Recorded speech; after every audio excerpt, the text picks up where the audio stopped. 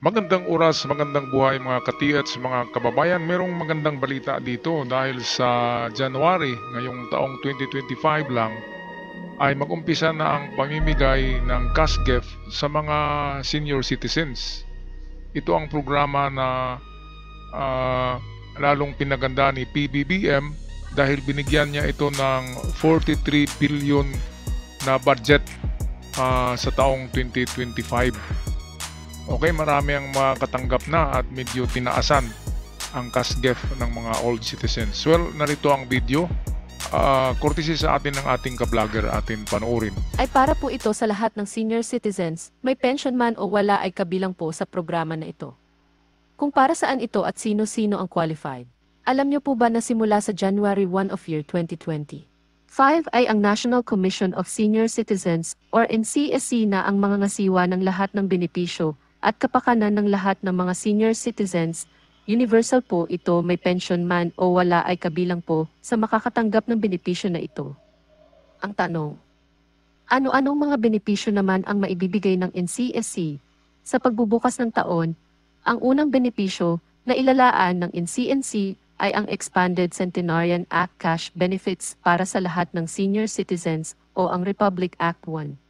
1982. Ito ay para sa lahat ng senior citizens ng ating bansa, universal po ito. Kahit may pension o wala ay kabilang sa programa, kaya dapat ay alam niyo po ito. Ang ibig sabihin nga pala ng universal ay kahit naroon ka sa ibang bansa, basta't ikaw ay Filipino. At kahit na nagpipensyon ka, kahit professional ka at may pension ka na, tatanggap ka pa rin. Kahit na ikaw ay walang trabaho, isang sabihin natin may bahay lang na tumanda na, makakatanggap ka rin kasi ito universal. Walang pinipili ito.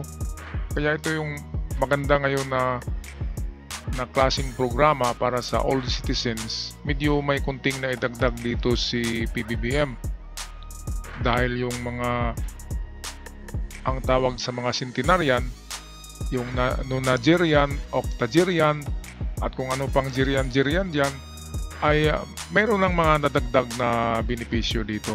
Kaya sa ating mga old citizens, make that senior citizens, ay sumangguni kayo sa inyong munisipyo, sa inyong barangay, sa LGU at magtanong doon dahil mas maganda talaga kapag tao ang kausap kaysa dito ka lang sa online mag-inquire ng mga ganito.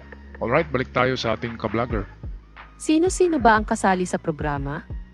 Ang lahat ng senior citizens na under ng octogenarians o yung mga nasa edad 80 to 85 years old, mga nonagenarians o mga nasa edad 90 to 95 at ang mga centenarians na nasa edad 100 years old. Sa bawat milestone ages, kayo po ay makakatanggap ng 10,000 pesos kada 5 taon hanggang sa kayo ay makaabot ng 100 years old o centenarian age. Kayo po ay makakatanggap na ng 100,000 pesos plus felicitation letter. Ang pag-claim ay dapat gawin sa loob ng 1 taon pagkatapos maabot ang milestone age. So, kahit nakalagpas na ang inyong birthday as long as nakapaloob pa ito sa unang taon ay pwede pa po tayong mag-apply. Paano ba mag-apply? I-download po ang application form sa www.ncsc.gov.ph o magpunta o magsadya sa inyong OSCA office or Local Social Welfare Development Office. Kailangan nyo lamang po itong fill-upan sa bawat detalye na hinihingi sa application form. Sa mga susunod po nating mga video ay ituturo po natin kung paano ito ma-fill-upan. Pangalawa, ihanda ang mga dokumento, application form, original at photocopy ng isa lang sa mga sumusunod na primary IDs tulad ng PSA birth certificate o national ID, 2x2 ID picture at full body picture na nakaprint sa I-4 bond o photo paper. At ang endorsement letter galing sa inyong munisipyo kung saan nakatira ang isang beneficiary. Pangatlo, kung walang primary ID ay pwede naman mag-present ng secondary IDs tulad ng Philippine passport, postal IDs, voter's ID at iba pa na makikita nyo sa inyong screen. Pang-apat, kung sakaling hindi kayang magpunta ng seniors ay pwede naman ang representante na may dalang special power of attorney. Pwede nyo po itong ipagawa sa any notary public. Panglima, ipasa ang application at mga dokumento sa inyong OSCA office or Local Social Welfare Development Office or LSUDO. Ang tanong ng karamihan, paano naman kung namatay na ang isang beneficiary? Kung umabot na sa milestone age at ito ay biglang namatay bago pa makapagpasa ng form, ito po ang inyong dadalhin para sa naiwang immediate relative. Una, application form. Pangalo, 1 primary IDs na namatay na beneficiary. Kung walang primary IDs kahit alin sa mga secondary IDs, endorsement letter mula sa munisipyo, original death certificate, original at photocopy ng valid ID ng representante, photocopy ng proof of relationship ng representante at ng namatay na beneficiary, at kung marami ang kaanak na nabubuhay. Need magpasa ng warranty and release liability form. Paalaala lamang, kung namatay ang isang senior bago pa man dumating ang kanyang kaarawan, ito po ay hindi makakatanggap ng benepisyo ayon sa pamunuan. Subalit kung namatay ang isang senior pagkatapos dumating ang kanyang kaarawan, ito po ay qualified makatanggap ng benepisyo through his or her immediate relative. Dito ay medyo marami ang maguguluhan dito, di ba? Kasi kung namatay ang isang senior bago pa dumating ang kanyang kaarawan, ito ay hindi makakatanggap ng benepisyo. Bakit naman? Namatay na nga panghuling ano niya, panghuling pagtanggap na yan dapat medyo baguhin yung na yan, na batas yan. Dito sa pangalawa, kung namatay ang isang senior pagkatapos dumating ang kanyang kaarawan, saka mabigyan. Pero kahit tama naman tong number 2 na condition ay itong number 1 condition ay parang hindi maganda pakinggan. Kasi member ka na naka-register ka na as, sabihin natin, centenarian, senior citizen ka, na-register ka na dyan sa NCSC, sa National Commission of Senior Citizens. Pero kung namatay ka pala na hindi pa umabot yung birthday mo, siyempre naman, alangan naman na halimbawa, yung birthday mo ay January, tapos nadisgrasya ka ng December, di ba? Mabubuhay ka pa ba para kunin mo yun?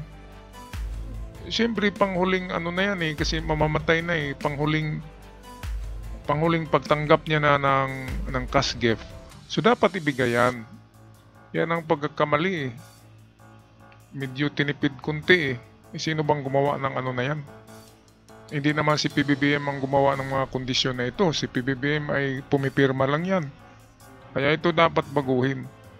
Kahit na hindi ka umabot sa birthday mo, basta't membro, nakaregister ka na dyan sa Senior Citizens Registration, ay anytime kung mamatay ka parang sa SSS, diba? Kapag mamatay ka na member ka ng SSS, kahit anong buwan, kapag namatay ka, ay covered ka ng burial ng SSS. Diba?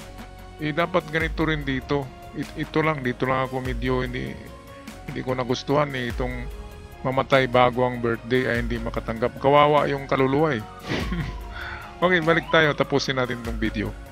At paano naman matatanggap ang nasabing benepisyo? Ang NCSC ay makikipag-ugnayan sa inyong local government unit or LGU para sa final listing ng qualified beneficiary at sa oras ng payout. Need magpakita ng inyong OSCA, ID o ng alinmang valid IDs na nabanggit. That's it. Okay, so sumangguni lang sa inyong LGU or sa inyong mga local government diyan sa inyong munisipyo at magtanong. Maganda talaga kapag personal ang pagsangguni nyo sa mga ganyan. Alright, at kung gusto nyong mag-login sa website ng itong National Commission for Senior Citizen, ay narito ang mga steps para kayo makapag-register. Okay, so ito yung online registration guide for senior citizens. Step 1, ito. Visit the National Commission of Senior Citizens, NCSC website. Ito yan, yung nakapula. I-type nyo yan. www.ncs.gov.ph.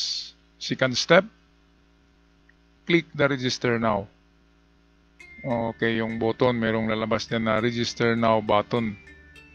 Step 3 is read the instructions and then click the box and click proceed.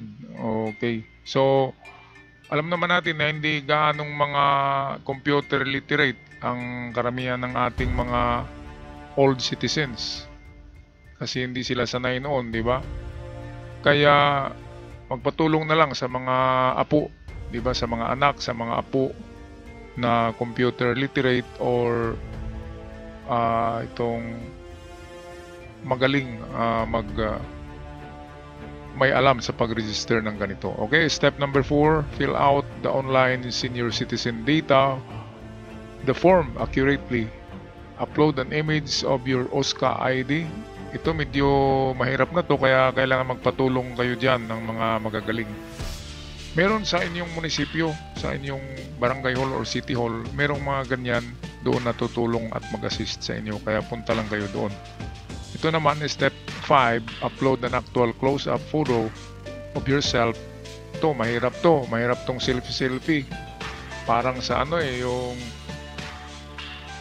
itong sa ating wallet ng GCash, di ba? Kapag mag-verify, ang hirap-hirap mag-picture eh. Kaya patulong kayo dito sa marunong talaga. Doon sa inyong munisipyo, meron doon mga naka-assign para sa ganito. Para sa registration ng NCSC, ang Commission for Senior Citizens. Kaya huwag na kayong mag-aksaya ng panahon, bisita na doon, bisitahin yung inyong munisipyo at magtanong tungkol dyan kung paano mag-registro. Para ngayong January ay medyo masagana ang ating bagong taon. Ang pagsalubong ng bagong taon ay may laman ng ating mga bulsa. Alright, so ako'y magpaalam na. Kudos kay PBBM. Maraming salamat sa inyo. At huwag kalimutan mag-subscribe sa ating channel.